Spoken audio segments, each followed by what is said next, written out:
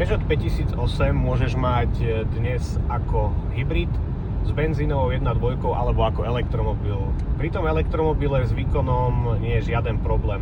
No pri tom hybride, ktorý má teda len 1,2 litrový benzínový motor s výkonom 145 koní, to môže byť problém najmä na diaľnici alebo pri vyšších rýchlostiach. V meste je tá dynamika absolútne v pohode, s tým nemám problém a nemám voči tomu žiadne výhrady.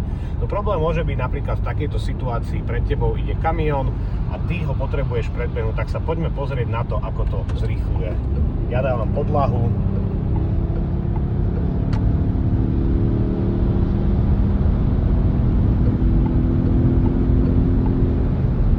Ono to trvá nejakých pár sekúnd, kým to na tú 130 rozgúľaš.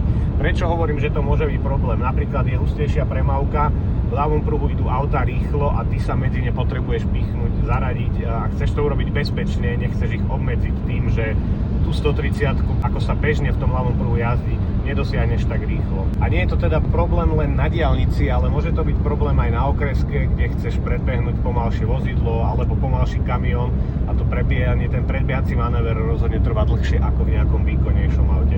To je ale podľa mňa jediná výhrada voči Peugeotu 5008.